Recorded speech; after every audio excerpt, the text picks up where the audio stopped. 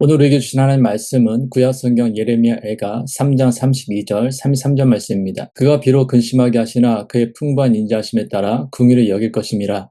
주께서 인생으로 고생하게 하시며 근심하게 하심은 본심이 아니시로다. 아멘. 예레미야 선지자는 20세에 선지자로 부름받은 후 약 40년 동안 평생을 눈물로 살았습니다.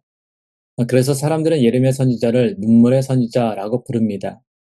예레미야가 선지자로 부름을 받았을 때는 이미 북이스라엘은 아수르에 의해 멸망하고 남유다 역시 우상 숭배와 하나님에 대한 범죄 등으로 인해 나라의 운명은 점점 기울어 결국에는 바벨론에 의해 멸망할 때였습니다.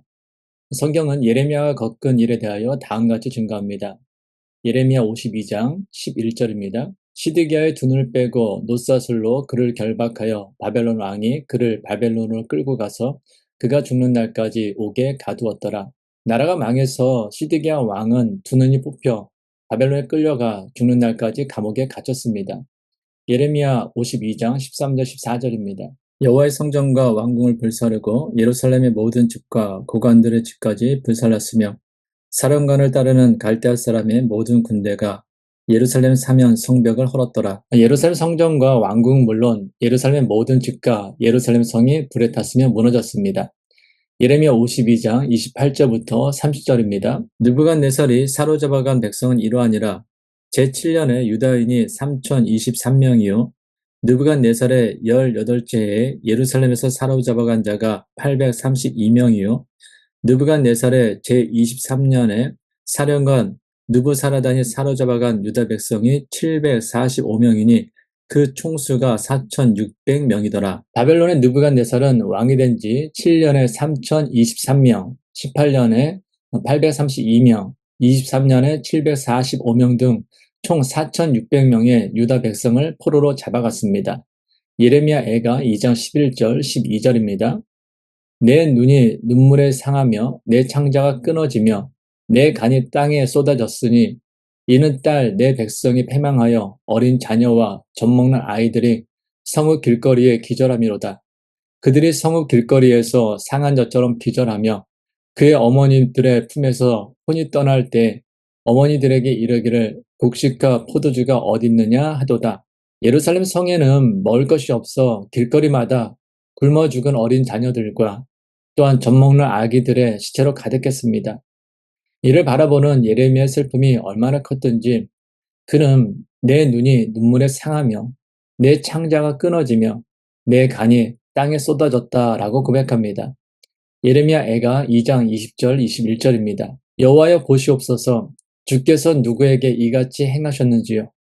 여인들이 어찌 자기 열매 곧 그들이 낳은 아이들을 먹어오며 제사장들과 선지자들이 어찌 주의 성소에서 죽임을 당하오리까. 늙은이와 젊은이가 다 길바닥에 엎드러져 싸우며 내 처녀들과 내 청년들이 칼에 쓰러졌나이다. 주께서 주의 진노의 날에 죽이시되 긍휼히 여기지 아니하시고 도륙하셨나이다. 심지어 여인들은 먹을 것이 없어서 자기 자식을 먹게 되었으며 성전에는 살해당한 선지자들의 시체가 널려 있었고 길바닥에는 매장되지 않은 채 버려진 시체들로 가득하였습니다. 이 모든 광경을 직접 목격하고 경험한 예레미야 선지자의 눈에서는 하염없이 눈물이 흘러내릴 수밖에 없었던 것입니다. 그런데 예레미야에게 있어서 더 큰 어려움은 이처럼 유다의 멸망과 그로 인해 겪을 유다 백성들의 고난에 대한 하나님의 예언의 말씀을 전해야 한다라는 것이었습니다. 대부분의 사람들은 듣기 좋은 말은 듣고 듣기 싫은 말은 듣지 않으려고 합니다. 그것은 하나님의 말씀도 동일합니다. 스데반이 하나님의 말씀을 전할 때 유대인들은 마음에 찔림을 받았습니다. 그들이 예수님을 십자가에 죽이는 일에 동조했기 때문입니다. 그래서 결국 그들은 스데반으로 하여금 더 이상 하나님의 말씀을 전하지 못하도록 돌을 던져 죽였습니다. 이처럼 대부분의 사람들은 하나님의 말씀조차도 자신이 듣기 좋은 말만 들으려 하고 하나님의 말씀으로 인정하려고 합니다. 그런데 듣기 좋은 달콤한 말만 듣는 사람은 결국 실패로 끝나게 됩니다. 어떤 사람이 듣기 좋은 달콤한 말만 듣는 사람이 추락하는 5단계에 대하여 다음과 같이 정리하였습니다. 첫 번째 단계로 듣기 좋은 말을 들으니 기분이 매우 좋다라는 것입니다. 그러나 듣기 싫은 말은 들으니 기분이 매우 나쁘다 합니다. 두 번째 단계는 듣기 좋은 말만 듣고 즐거워하며 듣기 싫은 말에는 귀를 닫습니다. 세 번째 단계는 듣기 좋은 말만 들으니 내가 가장 옳은 사람, 내 말에 동의하지 못하면 어리석은 사람, 나를 칭찬하는 사람들만 곁에 둡니다. 네 번째 단계는 내가 잘못된 판단을 했을 때에도 내 곁에 있는 사람들은 모두 내 말에 동의한다. 그래서 점점 잘못된 판단에 대한 시야가 흐려집니다. 마지막으로 다섯 번째 단계는 이윽고 눈이 멀자 자신의 감각을 믿고 질주합니다. 자신이 가는 길이 낭떠러질지라도 추락을 하면서도 내가 옳았다라고 생각합니다.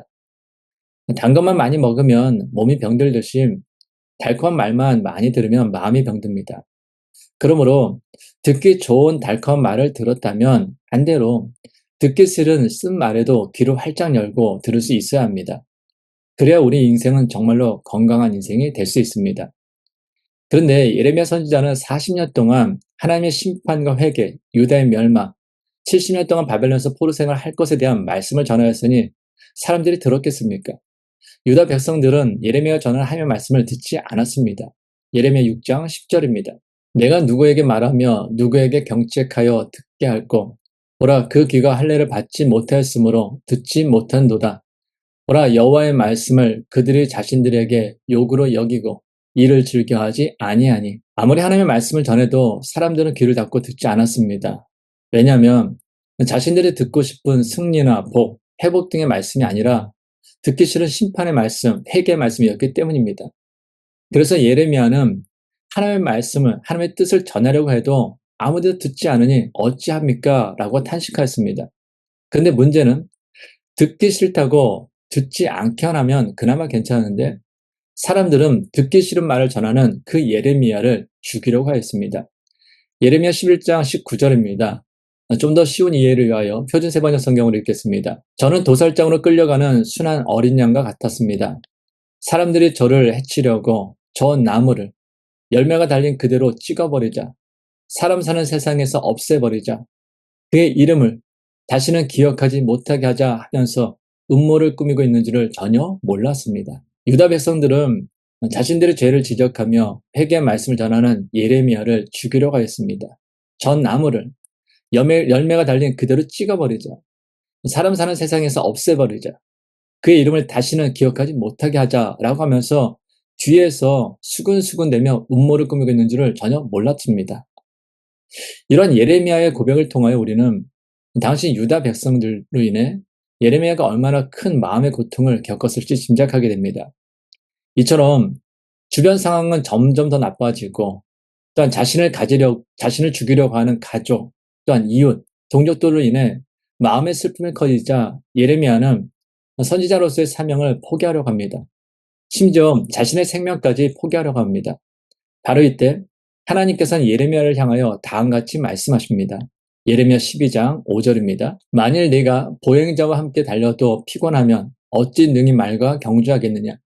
네가 평안한 땅에서는 무사하려니와 요단 강물이 넘칠 때에는 어찌하겠느냐. 예레미야는 현재 자신이 겪는 상황으로 인해서 너무나 힘들어 모든 것을 포기하고 싶었습니다. 심지어 생명까지 포기하고 싶었습니다. 그런데 하나님께서는 예레미야를 위로하기보다는 네가 보행자와 함께 달려도 피곤하면 어찌 능히 말과 경주하겠느냐. 네가 평안한 땅에서는 무사하려니와 요단 강물이 넘칠 때는 어찌하겠느냐라고 반문하셨습니다. 이것은 너는 네가 지금 겪는 상황이 내 인생 가운데 가장 큰 고난이라고 생각하지만 너는 앞으로 말과 경주하는 것 같은 더 큰 고난을 겪게 될 것이다 라는 말씀입니다. 다시 말해서 내가 지금 보행자 즉 걷는 사람과 함께 달리는 것 같은 그 상황에도 힘들다고 좌절하고 절망하며 주저앉으면 어찌 말과 경주하는 것 같은 더 큰 고난을 겪게 될 때 어떻게 견디며 이기겠느냐라는 말씀입니다. 네가 평안한 땅에서는 무사하려니와 요단 강물이 넘칠 때는 어찌하겠느냐라는 이 말씀 역시 동일한 의미입니다. 요단 강물이 넘친다라는 것은 우리가 통제할 수 없는 더 큰 위기와 시험을 의미합니다. 즉, 내가 평안한 때에는 선지자로서 사명을 감당하고 믿음을 지키지만 만일 내 힘으로 어찌할 수 없는 요단 강물이 넘칠 때와 같은 커다란 위기와 시험을 만난다면 그때에는 어떻게 하겠느냐라는 말씀입니다. 이 세상에 태어난 사람은 평안한 인생길만을 걸어가지 못합니다. 때로는 말과 경주하는 것처럼 하루하루 버티는 것이 너무나 힘든 커다란 고난을 겪을 때도 있고, 또한 요단 강물이 넘칠 때와 같이 내 힘을 어찌할 수 없는 위기를 만나기도 하는 것이 우리 인생입니다. 이것은 주님을 믿는 사람이나 주님을 믿지 않는 사람이나 차이가 없습니다. 그러므로 지금 선지자로서의 사명을 감당하며 겪는 그 고난과 죽음의 위협으로 인해 선지자로서의 사명을 포기하려는 그 예레미야를 향한 하나님의 질문은 오늘을 살아가는 바로 우리를 향한 하나님의 질문이기도 합니다. 내가 일상의 삶 가운데 겪어야 하는 그 어려움으로 인해 낙심하고 좌절하면 앞으로 말과 경주하는 것 같은 큰 고난을 겪게 되면 그것을 견뎌낼 수 있겠느냐? 내가 평안할 때에는 그리스도인으로서 믿음을 지키며 살아가지만 만일 내 힘을 어찌할 수 없는 커다란 위기와 시험을 만난다면 그때는 어떻게 하겠느냐? 그때도 그리스도인으로서 믿음을 지키며 살아가겠느냐라는 질문입니다. 지금 이 시간 하나님께서 여러분에게 이러한 질문을 하신다면 무엇이라 대답하시겠습니까? 근데 중요한 것은 예스로 대답하든 노로 대답하든 진위 여부는 말이 아니라 삶으로 증명된다라는 것입니다. 이런 점에서 볼 때 예레미야 대답은 예스, 네, 말과 함께 달리겠습니다. 네, 요단 강물이 넘칠 때와 같은 그 커다란 위기와 시험을 만나도 끝까지 선지자로서의 사명을 감당하겠습니다. 였습니다. 예레미야가 오랫동안 경고한 대로 유다는 바벨론에 의해 멸망했습니다. 바벨론 군대는 예루살렘 성을 정복하자 여호와의 전과 왕궁을 불사르고 예루살렘의 모든 집을 불살랐으며 사면 성벽을 모두 헐어버렸습니다. 또한 여호와의 전에 있던 기구들을 깨뜨리거나 금, 은, 녹그릇 등은 모두 바벨론으로 가져가 버렸습니다. 유다의 마지막 왕인 시드기야는 두 눈이 뽑히고 또한 쇠사슬에 매여 많은 백성들과 함께 바벨론의 포로로 끌려가고 남은 백성들은 비참하게 죽어갔으며 거리는 뒹구는 시체들로 가득하게 되었습니다. 예레미야를 통하여 하나님께서의 말씀 그대로 이루어진 것입니다. 거짓 선지자들과 제사장들이 거짓말로 하나님의 말씀을 왜곡하고 유다 백성들이 듣기 싫다고 외면하고 예레미야를 죽이라고 했어도 결국 하나님의 말씀대로 모든 것이 이루어졌습니다. 그래서 믿음은 하나님의 말씀을 하나님의 말씀으로 듣고 믿고 행하는 것입니다.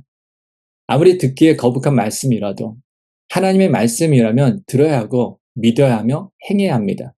그래야 기회가 있습니다. 그래야 회복이 있고 구원이 임합니다. 그러나 듣기 싫은 말씀, 부담되는 말씀은 귀를 닫고 듣지 않고 듣기에 좋은 말씀만 골라서 듣고 믿고 행한다면 아무리 오랫동안 신앙생활하고 말씀을 들어도 결국에는 하나님으로부터 나는 너를 알지 못한다라는 책망을 들을 수밖에 없습니다. 그러므로 우리는 늘 언제나 겸손한 마음으로 모든 하나님의 말씀은 오늘 나를 위하여 나에게 하시는 하나님의 말씀을 듣고 믿고 행해야 합니다. 그런데 우리가 여기서 주목해야 할 것은 바로 예레미야입니다. 바벨론의 포로로 끌려가는 무리 가운데 예레미야도 다른 사람들과 함께 쇠사슬에 묶여 끌려갔습니다. 그런데 예레미야를 예루살렘을 떠나 8km 정도 갔을 때 라마에서 바벨론의 사령관 느부사라단이 예레미야를 풀어주며 자신을 따라 바벨론으로 가든지 남든지 선택하라고 합니다. 예레미야 40장 4절입니다. 보라, 내가 오늘 내 손에 사슬을 풀어 너를 풀어주노니 만일 네가 나와 함께 바벨론으로 가는 것을 좋게 여기거든 가자. 내가 너를 선대하리라. 만일 나와 함께 바벨론으로 가는 것을 좋지 않게 여기거든 그만두라. 보라, 온 땅이 내 앞에 있나니 네가 좋게 여기는 대로 옳게 여기는 곳으로 갈지니라 하니라. 느부사라단은 예레미야에게 정치적인 망명을 권했습니다. 그래서 바벨론을 가는 것이 좋게 보이면 자신이 뒤를 보아줄 테니 함께하고 만약 따라가고 싶지 않으면 그냥 남아있어도 좋다라고 말했습니다. 이러한 느부사라단의 제안에 예레미야의 선택을 성경은 다음같이 증거합니다.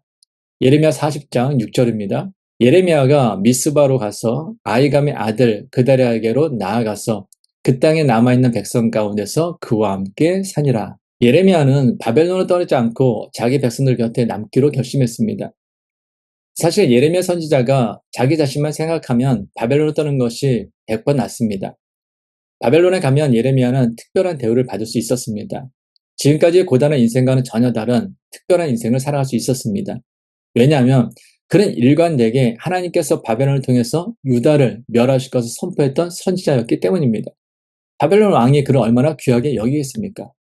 그러므로 예레미야는 바벨론으로 가면 왕에게 선대받고 편안한 여생을 살 수 있었을 것입니다. 그러나 지금 예루살렘에는 아무것도 없습니다. 예루살렘과 유다에 남아있는 사람들은 가진 것 배운 것 없는 사회 밑바닥 인생을 사는 사람들이었습니다. 성경은 그들이 빈민이다라고 증거합니다. 예레미야 39장 10절 상반절입니다. 사령관 느부사라단이 아무 소용이 없는 빈민을 유다 땅에 남겨두고, 지금 예루살렘과 유다에 남아있는 사람들은 바벨론을 끌려갈 자격조차 박탈당한 사람들이었습니다. 그러할지라도 예레미야 선지자는 그들과 함께 하기로 결심했습니다. 그것이 그를 향한 하나님의 뜻임을 알았기 때문입니다. 예레미야는 예루살렘과 유다에 남겨진 사람들에게 하나님의 말씀을 전하며 선지자로서 사명을 다하는 것이 그를 향한 하나님의 뜻임을 알았기 때문에 바벨론의 편안한 삶이 아닌 예루살렘에 남기로 결심했던 것입니다. 예루살렘에 남은 예레미야는 또다시 어려움을 겪게 됩니다. 바벨론 왕이 유다의 총독으로 세운 그다랴를 이스마엘이 암살합니다. 이 일로 인해 바벨론의 보복이 있을 것을 두려워한 유다의 지도자들과 유다 백성들은 애굽으로 내려가려고 합니다. 그러나 이때에도 하나님께서는 예레미야를 통하여 애굽으로 내려가지 말고 유다에 남아 있으라고 말씀하십니다. 그러나 결국 유다에 남아있던 지도자들과 백성들은 바벨론의 보복이 두려워 하나님의 말씀을 듣지 않고 자기들의 뜻대로 애굽으로 내려갑니다. 그런데 이때 그들은 강제로 예레미야도 애굽으로 끌고 갑니다. 예레미야 43장 4절부터 7절입니다. 이에 가랴의 아들 요하난과 모든 군 지휘관과 모든 백성이 유다 땅에 살라 하시는 여호와의 목소리를 순종하지 아니하고, 가랴의 아들 요하난과 모든 군 지휘관이 유다인 남은 자 곧 쫓겨났던 여러 나라 가운데에서 유다 땅에 살려 하여 돌아온 자 곧 남자와 여자와 유아와 왕의 딸들과 사령관 느부사라단이 사반의 손자 아이감의 아들 그다랴에게 맡겨둔 모든 사람과 선지자 예레미야와 네리야의 아들 바룩을 거느리고 애굽 땅에 들어가 다바네스에 이르렀으니 그들이 여호와의 목소리를 순종하지 아니함이로라. 바벨론의 보복에 두려워 애굽으로 내려간 유다 지도자들과 유다 백성들은 다바네스에 이르렀습니다. 그곳은 나일강 하류의 상가주 동편에 있었던 도시였습니다. 그것이 애굽으로 들어가는 관문이기도 하고 교통의 요충지였으며 또한 곡창지대이기 때문에 무엇을 해도 먹고 살 수 있을 것이라 생각했기 때문입니다. 유다 백성들이 지금 예루살렘을 떠나 다바네스에 이른 것은 하나님의 말씀에 순종하지 않았기 때문입니다. 그리고 그곳에 강제로 예레미야를 끌고 왔습니다. 그리고 성경은 이후에 예레미야에 대하여 다음같이 증거합니다. 예레미야 43장 8절입니다. 다바네스에서 여호와의 말씀이 예레미야에게 임하여 이르시되, 예레미야 44장 1절입니다. 애굽 땅에 사는 모든 유다 사람 곧 믹돌과 다바네스와 높과 바드로스 지방에 사는 자에 대하여 말씀이 예레미야에게 임하니라. 예레미야는 유다 백성들에 의해 강제로 애굽으로 끌려왔지만 이후에도 예레미야는 애굽에서 유다 백성에 계속해서 회개 메시지를 전했으며 애굽에 대한 심판을 예언했습니다. 그러나 그의 최후에 대한 구체적인 내용은 성경에 기록되어 있지 않습니다. 다만 유다 전승에 따르면 예레미야는 애굽에서 하나님의 말씀을 전하다가 유다 백성들에게 배척당했고 결국 그들에게 돌에 맞아 순교한 것으로 전해집니다. 지금까지 살펴본 것처럼 예레미야는 말과 경주하는 것 같은 힘들고 어려운 상황 속에서도 요단 강물이 넘칠 때와 같은 커다란 위기와 시험을 만나도 끝까지 선지자로서의 사명을 감당했습니다. 그는 말이 아닌 삶으로 선지자로서 믿음의 사람으로서 어떤 어려움에도 좌절하거나 낙심하거나 절망하지 않고 끝까지 선지자로서 자신에게 맡겨진 사명을 감당하였습니다. 그렇다면 그 이유가 무엇입니까? 어떻게 예레미야는 동정 유다 백성들로부터 거부당하고 감옥에 갇히기도 하고 죽음의 위협을 당하면서도 끝까지 그들과 함께하며 선지자로서 사명을 감당할 수 있었습니까? 우리는 그 비밀을 그의 고백을 통하여 깨닫게 됩니다. 오늘 본문 32절, 33절입니다. 그가 비록 근심하게 하시나 그의 풍부한 인자심에 따라 긍휼히 여기실 것임이라. 주께서 인생으로 고생하게 하시며 근심하게 하심은 본심이 아니시로다. 아멘. 여기서 예레미야는 주께서 인생으로 고생하게 하시며 근심하게 하시면 본심이 아니시로다 라고 고백합니다. 이 말은 우리를 괴롭히거나 근심하게 하는 것은 하나님의 본심, 하나님의 의도가 아니라는 말씀입니다. 우리 하나님은 우리 인생들이 고통하며 또한 환난 가운데 살아가는 것을 원하지 않으십니다. 우리들이 세상을 살아가다 보면 원치 않는 불행, 고통, 시험, 역경, 실패, 낙심과 절망이 우리 앞을 가로막을 때가 있습니다. 다른 사람들은 모두 승승장구하고 잘 나가고 잘 되는 것 같은데 나만 왜 이렇게 풀리지 않느냐라는 탄식이 터져 나올 때도 있습니다. 하루하루 사는 것이 걱정될 때도 있고 앞날이 깜깜할 때도 있습니다. 때로는 이로 인하여 하나님이 나를 버리신 것은 아닌가라는 의심이 들 때도 있습니다. 그러나 우리를 고생하게 하시며 근심하게 하시면 하나님의 본심이 아닙니다. 우리를 향한 하나님의 본심은 사랑이며 구원이며 회복입니다. 그래서 하나님께서는 예레미야를 통하여 유다 백성들에게 심판의 메시지를 전하게 하심으로 그들이 우상을 버리고 죄악의 길에서 돌이켜 하나님의 백성이라는 그 자리로 다시 돌아오기를 원하셨던 것입니다. 이러한 하나님의 본심을 예레미야는 알았기 때문에 어떤 어려움에도 좌절하거나 낙심하거나 절망하지 않고 끝까지 선지자로서 하나님의 말씀을 전하며 자신에게 맡겨진 사명을 감당하였던 것입니다. 요한복음 3장 16절입니다. 하나님의 세상을 이처럼 사랑하사 독생자를 주셨으니 이는 그를 믿는 자마다 멸망하지 않고 영생을 얻게 하려 하심이라. 아멘. 여기에는 우리를 향한 하나님의 본심이 잘 표현되어 있습니다. 우리를 향한 하나님의 본심은 사랑이며 구원이며 회복입니다. 그리고 그것은 하나님의 독생자 예수 그리스도를 이 세상에 보내심으로 나타났습니다. 하나님께서 우리를 사랑하셔서 독생자 예수 그리스도를 이 세상에 인간으로 보내셨습니다. 하나님께서 우리의 구원을 위하여 독생자 예수 그리스도로 하여금 십자가에 달려 죄인된 우리를 대신하여 친히 피 흘려 죽게 하셨습니다. 하나님께서 우리의 회복을 위하여 독생자 예수 그리스도로 하여금 죽음을 이기고 부활하게 하셨습니다. 이것이 바로 우리를 향한 하나님의 본심입니다. 그러므로 우리는 인생을 살아가다가 뜻하지 않은 어려움이나 문제로 인해 좌절하거나 낙심하거나 절망하게 될 때 우리의 죄를 대신하여 십자가에 달리시고 부활하신 예수 그리스도를 바라보아야 합니다. 그때 우리는 우리를 향한 하나님의 본심을 다시 깨달을 수 있습니다. 그때 우리를 사랑하시며 구원하시며 회복하기 원하시는 그 하나님의 본심으로 인해 다시 일어나 우리에게 주어진 인생을 믿음의 사람으로서 끝까지 걸어갈 수 있습니다. 하나님 아버지, 저희는 광야 같은 세상을 살아가면서 뜻하지 않은 고난과 문제로 인하여 고생하고 근심하고 낙심하며 좌절할 때가 있습니다. 그러나 인생으로 고생하게 하시며 근심하게 하심이 하나님의 본심이 아니라 사랑과 구원, 회복이 하나님의 본심이오니 인생을 살아가다가 뜻하지 않은 어려움이나 문제로 인해 좌절하거나 낙심하거나 절망하게 될 때 저희를 위하여 십자가에 달리시고 부활하신 예수 그리스도를 바라보며 다시 일어나 주어진 인생을 믿음의 사람으로서 끝까지 걸어가게 하옵소서. 이제는 우리 주 예수 그리스도의 은혜와 하나님의 크신 사랑과 성령님의 교통하심이 인생을 살아가다가 뜻하지 않은 어려움이나 문제로 인해 좌절하거나 낙심하거나 절망하게 될 때 예수 그리스도를 바라보며 다시 일어나 주어진 인생을 믿음의 사람으로서 끝까지 살아가기 원하는 모든 하나님의 삶들 위해 이제부터 영원까지 함께 하시기를 간절히 축원하옵나이다. 아멘.